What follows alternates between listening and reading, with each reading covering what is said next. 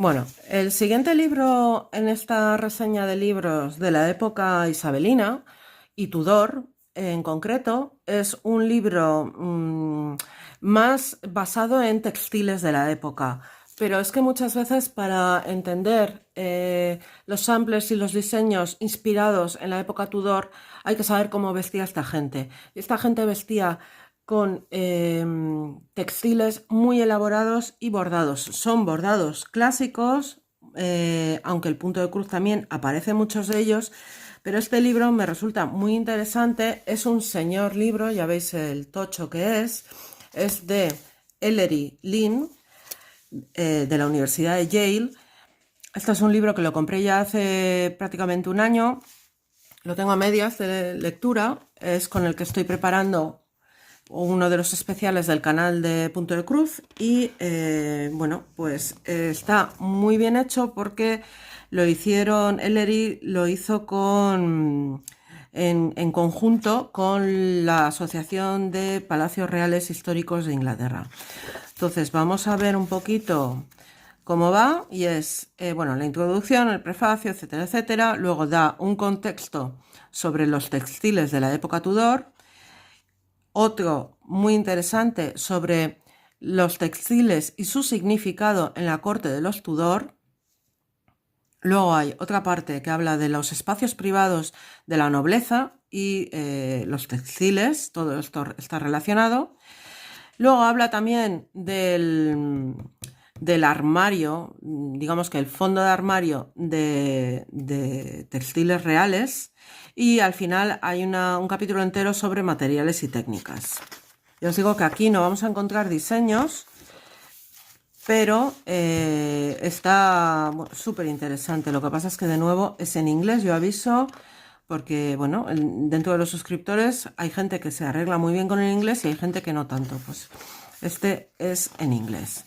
Entonces, bueno, aquí también comenta que una yarda son 36 pulgadas, 91 centímetros, en fin, te pone un poco en contexto, ¿no?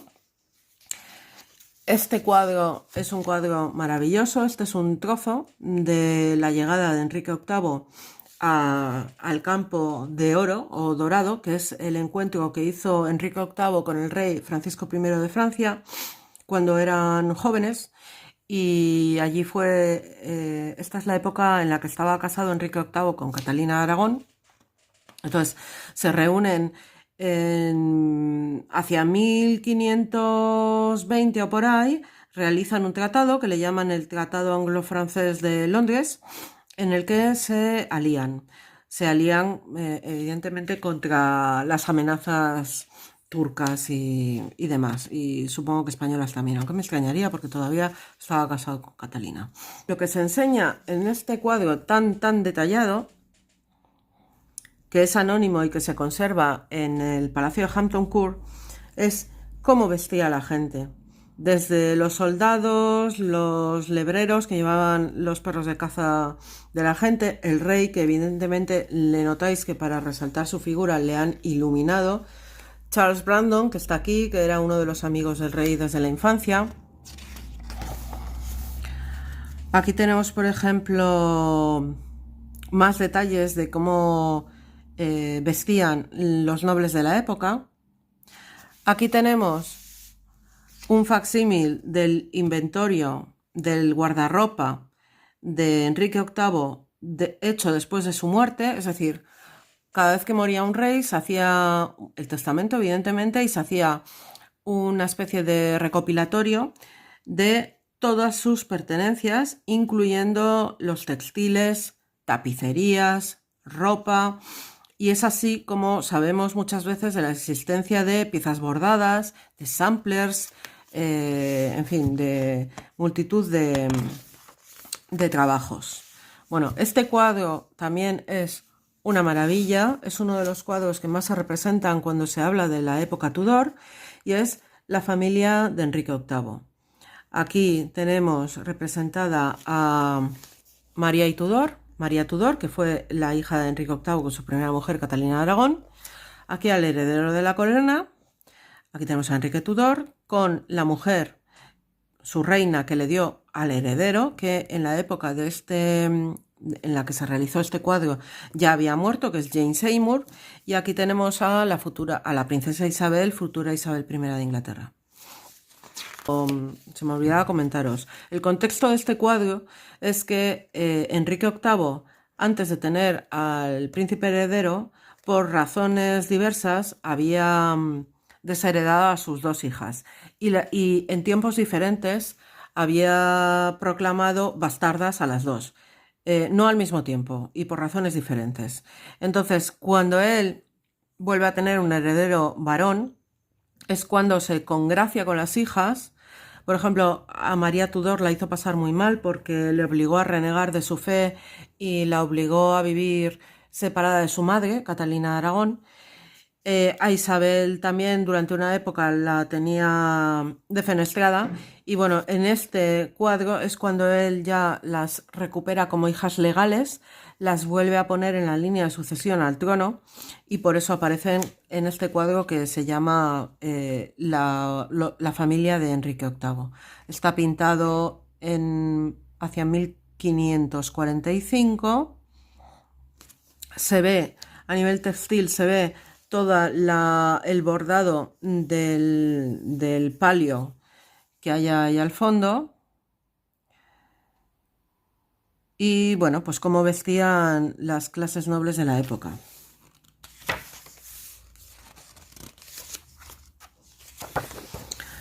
Aquí lo que viene a contar es un poco la importancia con estas tijeras de esquilar de ovejas, la importancia de lo que es todo el comercio de la lana, cómo empiezan a aparecer en el Londres de la época mercaderes y comerciantes que provenían de los Países Bajos. Por ejemplo, estos dos retratos de un mercader y su mujer, que son de 1498 a 1574 cuando vivieron, que son de los primeros retratos que hay de ciudadanos de los Países Bajos en aquella época. Y curiosamente él está haciendo los números y llevando las cuentas y ella está hilando la lana y convirtiéndola en hilo. Estos dos retratos están en el Rijksmuseum de Ámsterdam. Un poquito el mundo en aquella época con un mapa maravilloso que lo que enseña es toda la parte de los Países Bajos, que es como se les llamaba entonces, y la proximidad. Lo que nos quiere decir aquí en el cuadro es la proximidad a las costas inglesas.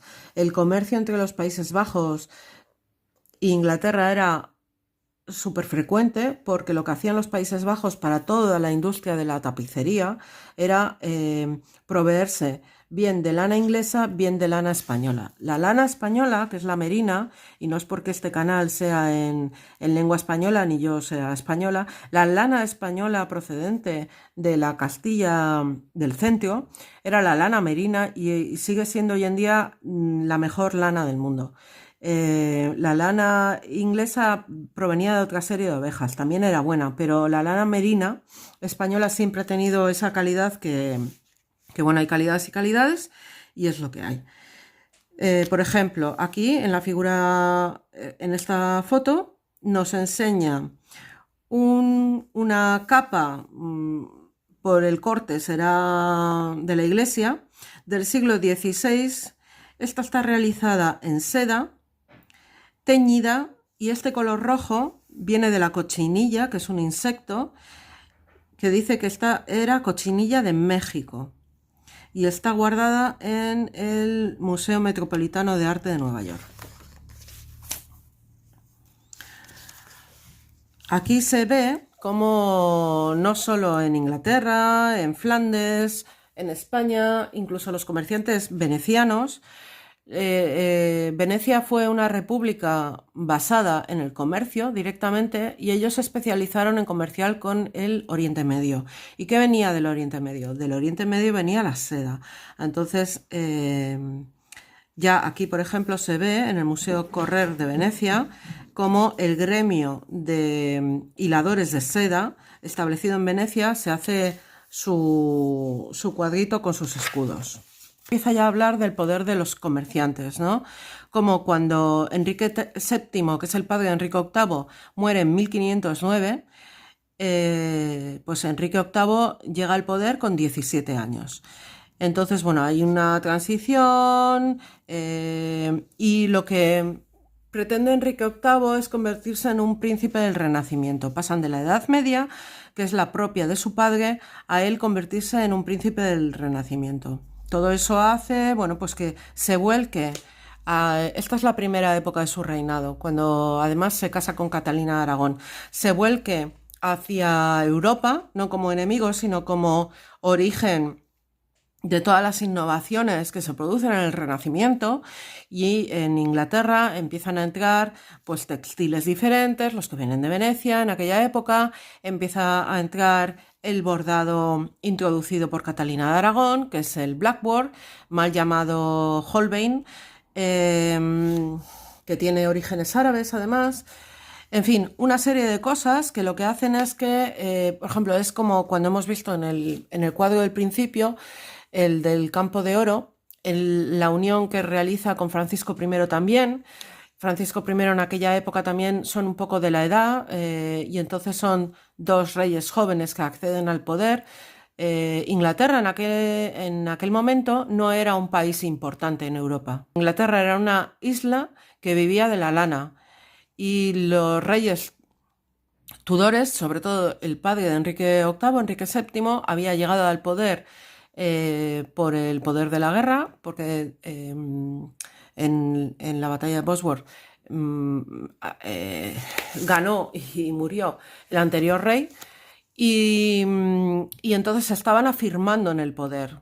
Se afirmaban en el poder dentro y fuera de su país.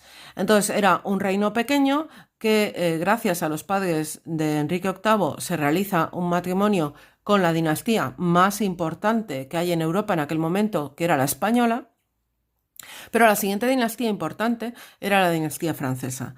De ahí que al principio todo va muy bien y ya os digo que se hace esta especie de reunión entre los dos reyes, en la cual se habla en los escritos de la época que ya se empieza a ver una rivalidad entre los dos reyes. Francisco I de Francia era un rey también muy orgulloso, muy guerrero y bueno, pues debieron tener cierta rivalidad. La cosa no acabó muy bien.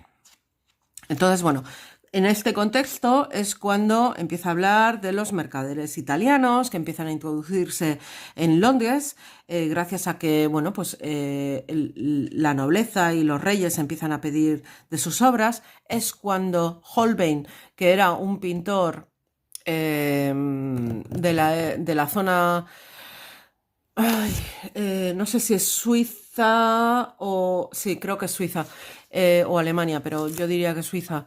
Va por primera vez a pintar a uno de los nobles al servicio de Enrique VIII. En fin, vemos que la Inglaterra pueblerina, por decirlo así, de la época, sin ganas de... En fin, estaban encerrados en sí mismos y es cuando empiezan a abrirse. ¿Y por qué se empiezan a abrir? Porque hay aquí todo lo movía la realeza, entonces hay un interés del rey Enrique VIII, joven, atractivo, 20 años, recién casado, para hacerse un príncipe del Renacimiento, para seguir todas las influencias que le llegaban de Italia.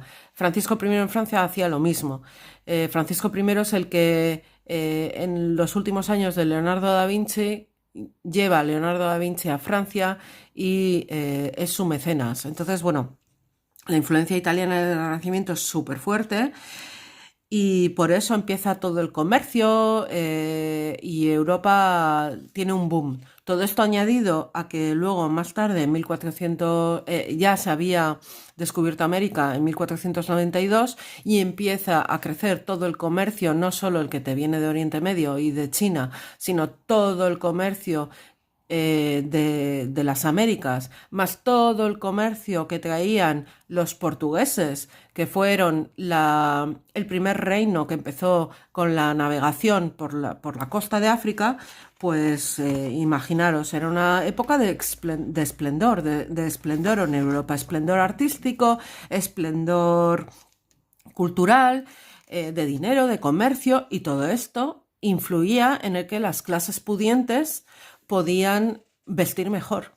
Vestir mejor y, por ejemplo, aquí siempre se habla, por ejemplo, esto me recuerda mucho a los retratos de la época de Felipe II en España y la dinastía de los Austrias, que se dice que siempre vestían de una manera muy adusta, siempre de negro, bueno, la leyenda negra española, ¿no? Entre otras muchas cosas se echa en cara a eso, pero es que la gente que dice estas cosas, lo que no sabe es que el negro era un color carísimo. Y los retratos, cuando veáis retratos de gente que viste en negro, es gente que se ha hecho a sí misma, que tiene un poderío y una riqueza tal que los retratos no son más que una expresión de todo eso, de su nivel, de su estatus económico. Entonces aquí tenemos varios retratos. Este es un mercader veneciano de la corte de Enrique VIII. Y este es otro mercader veneciano de la misma corte. O sea que ya vemos cómo había un montón de comercio. Es más, por aquí he empezado a leer tema de tapicerías, como el cardenal Wolsey, que era, digamos, el cardenal Wolsey era el primer ministro de Enrique VIII en una primera época, hasta que al final se lo carga. Ya era el que empezó a comprar tapicerías para el Palacio de Hampton Court, que el Palacio de Hampton Court era del cardenal Wolsey, hasta que Enrique VIII, a raíz de su intento de divorcio o anulación del matrimonio con Catalina Aragón, Wolsey estaba implicado y no logró darle la solución que él quería, y entonces acabó condenándolo a muerte. Lo que pasa es que el cardenal Wolsey, cuando iba a Londres, de camino de donde vivía, donde le pilló la condena, iba a Londres y murió por el camino de enfermedad. Con lo cual a él nunca le cortaron la cabeza. Bueno, aquí vemos una tapicería maravillosa que viene de los talleres que antes hemos hablado de William Sheldon. Ahora está conservada en el Victoria y Albert Museum de Londres. De vez en cuando, a ver si me acuerdo de subir un poco el libro para que veáis el detalle. Este es un detalle del emblema que celebra la circunnavegación en 1580 de Sir Francis Drake. Sir Francis Drake era uno de los piratas favoritos de la reina Isabel I de Inglaterra. Digo piratas, y cuando hablo de piratas es que no tenéis que pensar en los piratas del Caribe, ¿vale? Este era otro tipo de pirateo. Estos eran nobles o nobles segundones de la corte de Isabel I, a la cual ella, como ya estaba en guerra comercial con Felipe II de España, que había sido su cuñado, porque estuvo casado con su hermana, en una época posterior, cuando ella ya es reina, empieza una guerra comercial y los barcos ingleses, que no tenían fuerza suficiente y Inglaterra no tenía el poderío del Imperio Español, pues lo que hacían era atacar los barcos que venían cargados de mercancías de las Américas, y en el camino atacaban. Y entonces esos ataques estaban liderados por esta gente del corrillo de Isabel I, entre ellos uno de sus favoritos, tuvo varios a lo largo de su reinado, que era Sir Francis Drake. Entonces, bueno, pues este señor debió dar la vuelta al mundo en 1580, pero bueno, yo me imagino que Elcano y Magallanes ya le habían dado la vuelta al mundo. No sé en qué año la dieron, no recuerdo ahora, pero, en fin, que es que los españoles y la cultura española siempre se ha vendido muy mal. Tenemos la puñetera leyenda negra, que no es más que envidia que nos viene del siglo XVI, donde éramos un imperio. Y a todos los imperios les pasa lo mismo. que tienen y surgen muchas envidias. En este caso, la envidia, que es llamada leyenda negra, proviene de todos estos países que además luego se pusieron en contra a nivel religioso y son, digamos que de cultura protestante. Y bueno, pues ahí está el tema. Este es un mapa en el que habla de del pirateo, curioso, que es la llegada de los franceses a Port Royal en 1564. Y con esto recuerdo que yo tengo un vídeo en el que hablo del pirateo y de la curiosa historia de Port Royal, que es una ciudad que por un maremoto acabó bajo el mar. Hoy en día no existe, la parte interesante de la ciudad, y os recomiendo que vayáis a verlo. Os pondré una captura de pantalla de en qué vídeo está. A ver, me estoy enrollando mucho como siempre, pero bueno, espero que esto os esté resultando interesante. Aquí hay un grabado, una reproducción de un grabado en el que se ve cómo la gente tiñe madejas de seda. Bueno, entonces ya este es el segundo capítulo en el que habla del poder y la luz, los textiles y su significado en la corte Tudor. Entonces, bueno, empiezo a hablar por el reinado de Enrique VII, porque, a ver, los Tudores empezaron con Enrique VII. Enrique VIII no era más que el hijo segundón de Enrique VII. Y entonces, bueno, pues comenta cómo tras la Guerra de las Rosas y la batalla de Wadsworth, Enrique Tudor sube al trono de Inglaterra bajo el nombre de Enrique VII.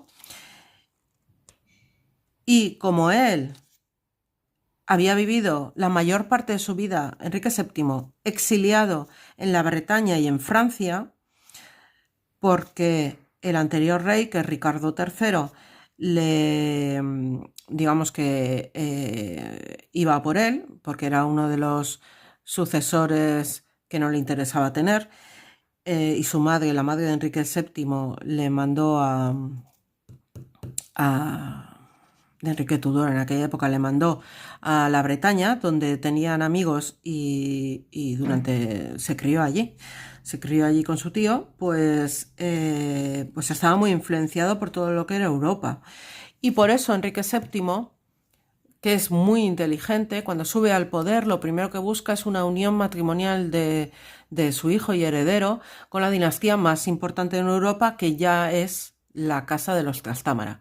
La Casa de los Trastámara y Aragón, que son, bueno, pues los reyes católicos. Entonces, bueno, habla de todo eso, como también influye muchísimo en todo lo que son los textiles de la corte Tudor, la influencia de las cortes francesas y de Borgoña. La Casa de Borgoña, que es de donde viene Felipe el Hermoso, el marido de nuestra siguiente reina de Castilla, que es Juana. En aquella época, la Casa de Borgoña era la dinastía más importante a nivel europeo, a nivel de las artes, de los textiles, de la riqueza. Era una dinastía que, con el padre espera, ya me acordaré, con Carlos, bueno, el origen de la dinastía viene de un condado de Borgoña en la francesa, pero al final acaban adquiriendo territorios en los Países Bajos. Entonces, se hacen muy ricos y además, cuando ya Juana de Castilla se casa con Felipe el Hermoso, lo que se nota es que cuando llega a la corte de borgoñona, que se le llama así, aunque estaba en Bruselas y en Malinas, en Bélgica, ellos vestían de otra manera, tenían más clase, eran como la gente que mejor vestía de toda Europa, ¿no? Entonces, bueno, eso también acaba influyendo en las cortes de alrededor, en la francesa, posterior también en la española, en cierto modo, y en Inglaterra. Entonces, es cuando empiezan a importar un montón de textiles, tapicerías, sedas, bueno, de todo, ¿no? Y además es que la producción de tapicerías en los Países Bajos, que es esta zona de los condes de la Borgoña, estaba a tope, y vendían a todas las demás casas nobles en Europa, y eran los mejores tapices de la época. Entonces, bueno, pues comenta un poquito así. A ver, ¿qué más tenemos por aquí? Estos son imágenes de cómo eran por ejemplo, esta es la cámara pintada, le llaman así, o de pinturas del Palacio de Westminster. Y entonces es una especie de boceto, y aquí ya veis, ¿no? Tapicería, tapicería, tapicería, tapicería, cuadro, en fin. A ver, ¿qué más? Interesante. Esta es la madre de Enrique VII. Esta señora, Lady Margaret Beaufort, tiene una vida apasionante, de verdad. O sea, es impresionante porque fue ella la que consiguió el trono de Inglaterra para su hijo. Algún día en un vídeo os comentaré sobre ella, porque es que las señoras de aquella época tuvieron vidas apasionantes, súper peligrosas. Bueno, solo deciros que con 12 años se quedó embarazada, dio a luz a Enrique VII y fue el único hijo que tuvo, porque el parto debió ser tremendo, varios días dando a luz, y se quedó traumatizada por ello. Pero es que luego, además, fue viuda 2 veces, siempre estuvo apoyando a su hijo, tuvo que vivir cuidando los territorios de la futura herencia de su hijo, pero teniendo a su hijo exiliado en Francia. Bueno, una saga apasionante. Aquí, por ejemplo, vemos los textiles que se utilizaron para las carpas del Campo de Dorado, que es la reunión que tuvo Enrique con Francisco de Francia. Aquí tenemos un detalle sobre los torneos, porque Enrique VIII, como os he dicho, estaba entre el final de la Edad Media y el principio del Renacimiento, pero Enrique VIII, a pesar de querer ser un príncipe del Renacimiento, como lo fue en su época Fernando de Aragón, le encantaban las justas y los torneos, y a raíz de una de estas justas tuvo un problema de salud muy gordo, que luego se dice que influyó también en su personalidad. El problema de salud es que haciendo una cabalgada de estas en una justa, se cayó del caballo, tuvo un mal golpe, tardó pues varias horas en volver a recuperar el conocimiento, y se dice que esa puede que fuera una de las causas, junto a otras, por las que su carácter y personalidad cambió, porque Enrique VIII, de joven, en la época del matrimonio de Catalina Aragón, debía ser una maravilla de persona, guapo, alto, impresionante, o sea, lo que vemos en la serie de los Tudor, serie que, por cierto, está muy bien hecha, porque hablando de series televisivas históricas, yo, si no la habéis visto, os la recomiendo. Me acuerdo que la vi hace muchísimos años y luego la he visto como 4, 5 o 6 veces más, porque se ve muy bien todo lo que es la trayectoria del reinado de Enrique VIII, que es apasionante, todos los personajes de su corte, todas las intrigas palaciegas, las intrigas a través de dinastías. Está muy bien explicado, y en una de las partes también explica que esta caída del caballo y el estar inconsciente puede ser uno de los motivos por los que su personalidad cambiara. Otro de los motivos por los que su personalidad cambió, además de que imagino que se iba haciendo más mayor, fue el hecho de que en otra de estas justas se hizo una herida en una pierna, una herida que, como en la época no había tratamientos para terminar de que cerrara y de que curara, le fue sangrando a lo largo de toda su vida, y era un dolor continuo con el que vivía, y bueno, eso también no tiene que ser nada agradable para el carácter. Tapicerías maravillosas. Luego, pues cómo eran, por ejemplo, esta es la procesión de la coronación de Eduardo VI, ya es un grabado del siglo XVIII. Estos son retratos y mirar cómo vivían. Este es el retrato de Eduardo VI, que es el heredero y siguiente rey de la dinastía Tudor después de Enrique VIII, en el que se le ve. Por detrás tiene un palio con bordado todo, que le llaman el palio del Estado, bordado con perlas y además tiene una alfombra de muchos colores. Además luego tiene la silla del trono, digámosla así, que es la silla con patas de garras de león, y él que viste todo de seda. Y aquí tenemos, tras la muerte de Eduardo VI, María Tudor, la hija de Catalina y de Enrique VIII, sube al poder y ella se casa con Felipe II de España. Felipe II de España fue rey consorte de Inglaterra, ¿de acuerdo? Y María Tudor lo que hizo es mantener ella la categoría de reina. Y fue el precedente de que luego, cuando vino su hermana Isabel I, Isabel también mantuvo la categoría de reina. Isabel no se casó porque tenía miedo a que, en cierto modo, perdiera el poder, porque después de los matrimonios, pues en aquella época se suponía que los consortes de las mujeres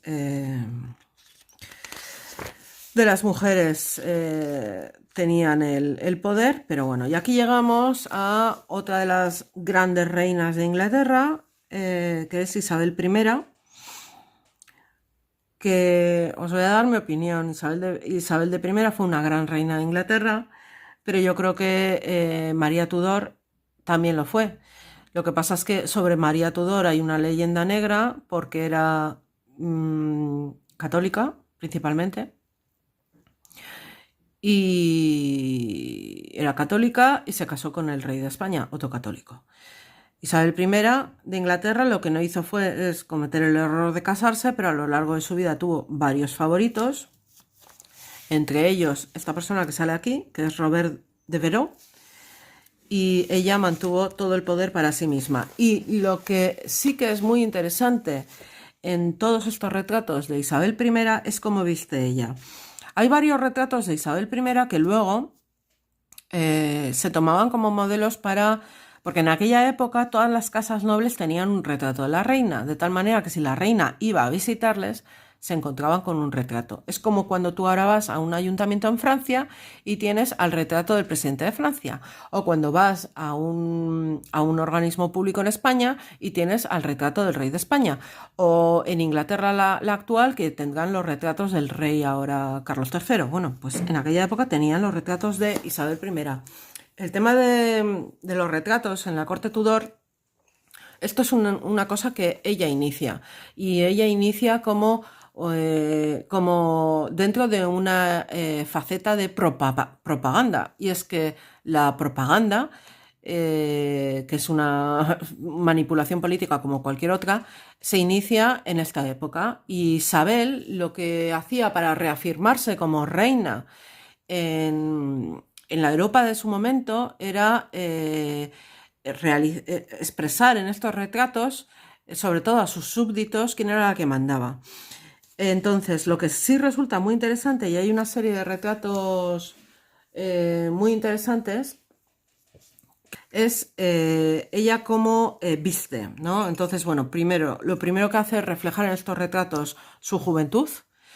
Ella en todos los retratos, o en casi todos, al final de su época se nota menos su juventud, pero refleja juventud, poder, autoridad, y todo esto rodeado de riqueza, ¿no? Ya la veis, pues como no diferente de las dinastías de otra época. Habría que ver, por ejemplo, los retratos de Francisco I en Francia, pues son muy parecidos, ¿no? Lo que pasa es que los de Isabel I tienen más gracia, porque ella en todos sus retratos tiene retratos en los que se conocen por el nombre bien de la parte del fondo, por ejemplo, tiene el retrato de la Gran Armada, y entonces no sé si vendrá en este libro, lo veremos más adelante. Aparece la Armada Invencible, que no fue invencible, como además por lo menos refleja la realidad, que es que no es que ganaran a la batalla a la Armada Invencible los ingleses, sino que la Armada Invencible desapareció tras una tormenta en las costas de Irlanda y de Inglaterra, del Canal de la Mancha también. Y bueno, a lo que iba, ella refleja en su ropa, en los textiles, en los bordados, su poderío, ¿no? Aparte de joyas, este sombrero, plumas de faisán, en fin. Estos son motivos botánicos de la época de grabados que se utilizaban. Este es otro de los vestidos de Isabel la I. Luego, comentaros también que a modo anecdótico, en una iglesia de un pueblo pequeño de Inglaterra, hasta hace unos años, ellos creían que tenían una capa, creo que es capa, con forma de capa, sí, capa eclesiástica de la época de Isabel I. Y hace unos años, una historiadora del textil se pasó por allí, por la iglesia, y y empezó a sospechar de que no era una capa, sino que era un textil reutilizado de la época isabelina. Y al final resulta que han descubierto que ese material con el que se hizo la capa a posteriori era uno de los vestidos de Isabel I. Y bueno, ahora lo tienen como oro en paño y se puede ver. Hay vídeos en YouTube donde lo podéis encontrar, cómo explican toda la historia. Aquí de cerca los bordados. Aquí, mirar lo que hemos estado comentando antes. Los primeros jardines, las primeras fuentes, los primeros jardines, este es tipo francés. Y aquí las señoras bordando. Este no es un punto de cruz, esto es un bordado. Esto es como hacen ay, me viene la palabra. Bueno, ya me acordaré y os lo pondré en texto. Pero de lo que son muy famosos en Bélgica, las puntillas. Bueno, ya os lo pondré. Este es otro bordado, como están bordando. Aquí también están bordando. Aquí están leyendo y tocando música. Es así como pasaban muchos días las mujeres de aquella época. Aquí igual. Aquí se la ve a una con las tijeras cortando, a otra bordando. ¿Veis? Y luego cómo vestían en la época, qué elegantes iban, cómo llevaban los peinados. Todas con el pelo recogido. Bueno, precioso. Con las cofias.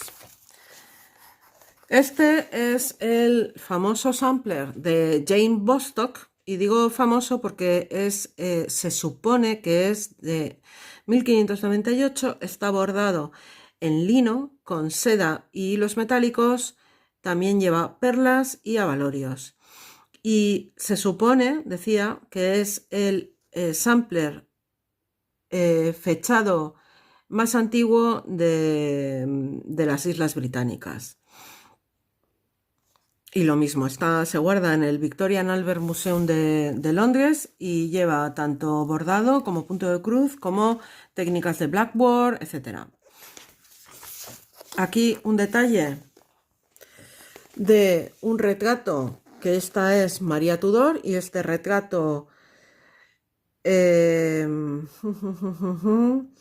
María Tudor, y este es el retrato que se encuentra en el Museo del Prado de Madrid, porque hay dos retratos muy parecidos. El principal está en el Museo del Prado, os recomiendo que vayáis a verlo porque es una maravilla de retrato. Es de 1554 y este es un fragmento si lo veis, fijaros aquí y fijaros aquí, del terciopelo, cómo creaban estos diseños en el terciopelo, y este fragmento de textil se encuentra en exhibición en el Victoria y Albert de Londres. Luego ya llegamos al capítulo tercero, en el que te explican un poco los textiles que se utilizaban en las cámaras privadas, ¿no? Los palacios, sobre todo Hampton Court, se ve claramente, y lo digo Hampton Court como ejemplo porque de los palacios tudorianos, por decirlo así, de Londres, no subsisten. O sea, Whitehall no existe ya, Westminster parte sí, pero no se conserva como palacio, ahora son las casas del Parlamento, entonces sí que existe parte de las estancias del palacio, pero no como tal. Y entonces el único que nos puede dar una idea realmente de cómo era un palacio de la época Tudor es Hampton Court. Entonces, bueno, te habla un poquito de cómo, por ejemplo, en el inventario de 1535 de Catalina de Aragón, pues dice que tiene varias telas con las bordados con las armas de Inglaterra y de España. ¿Qué más? También sedas provenientes de Venecia. Bueno, pues todo el detalle, ¿no? Como los techos estaban decorados todos con tapicerías, con pinturas muy coloridas. Bueno, yo os recomiendo que si alguna vez tenéis la oportunidad de pisar Inglaterra, el Palacio Hampton Court está como a media horita en tren de Londres y es impresionante. Así como si vas a París tienes que ver Versalles, yo creo que si vas a Londres tienes que ver Hampton Court. Versalles también está a media hora en tren, o sea que... Bueno, aquí tenemos un retrato de verdad de cómo qué pinta tenía Enrique VIII, porque este es un retrato de un libro de horas de 1534 por ahí, donde se ve que el altar lleva tejido de oro. Luego, ¿cómo viste él? ¿Lo veis? Terciopelos, bordado, la bajo camisa toda hecha en blackboard. Aquí tenemos otro de los famosos retratos de la reina Isabel I, que es el que le llama Hampden Portrait. Bueno, se le llama así pues porque estaría en ese castillo o palacio. Y entonces en este retrato se ven textiles por todas partes, ¿no? Entonces comenta, tenemos el textil de detrás, que es todo textil bordado en oro. ¿Qué más? Y también lleva joyas. Luego la silla, que aquí se confunde un poco con la tapicería de atrás, la silla toda dorada. Luego todo esto que es tapicería también, que reflejan, como hemos visto antes, flores exóticas, por ejemplo, como el clavel, que ya os digo viene de Persia, y otras flores. Aquí hay unas madreselvas. Ah, mira, antes no me acordaba de la palabra. Estas son las flores de la madreselva. ¿Qué más? Y luego la propia reina, que está vestida con una seda satinada o terciopelo, no se sabe muy bien, y toda ella bordada con joyas. ¿Veis aquí? Este es un retrato de Isabel I bastante joven. Que sepáis que en muchísimos retratos de la época, esto es un detalle curioso, en muchísimos retratos de la época se ven a las damas, a los hombres también, pero sobre todo en los retratos de damas y también en los retratos de toda la corte de Felipe II, por ejemplo, y de la corte portuguesa también, como llevan guantes en la mano. El guante era una prenda delicadísima, que lo que nos quiere decir es que esta señora tiene mucho dinero, poderío y riqueza porque nadie se los podía permitir. Eran guantes perfumados de pieles muy finas de animal y eran un símbolo de poder, como todo en estos retratos. Todo es un símbolo de poder. Aquí tenemos, por ejemplo, como estamos hablando de textiles en las habitaciones privadas, pues tenemos un ejemplo de una toalla de lino una toalla de lino real. Aquí vienen estos bordados que a nosotros nos pueden recordar hoy en día a los de la casa London Samplers. Ahí. Aquí vemos cómo sería una mantelería de la época. Mirad el detalle en esta pintura. ¿Veis los detalles de la mantelería? Aparte de cómo visten ellos. Esta es una representación de las bodas de Canaán, donde se ve que los criados llevan toallas de lino alrededor de los hombros para que los invitados se sequen las manos, y que las toallas de lino están incluso bordadas en las esquinas.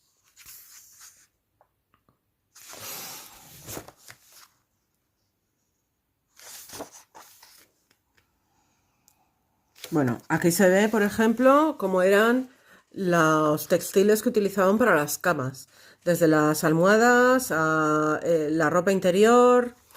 Eduardo se está haciendo una alegoría en el contexto de: yo estoy terminando la obra de mi padre respecto a la religión protestante, implantándola todavía más en Inglaterra. Mi padre me apoya desde los cielos, estoy en contra del Papa y este es todo mi consejo privado.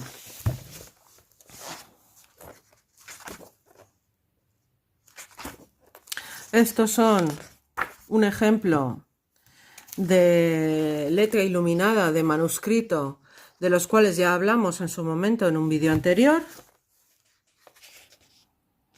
en el que se representa la viudez de Enrique VII, el padre de Enrique VIII, por su mujer Elizabeth de York. Y esta miniatura es muy famosa porque en esta esquina, mirad el detalle, en esta esquina, ya os digo que es Enrique VII que está llorando la muerte de su esposa, ¿no? La madre de Enrique y Arturo Tudor.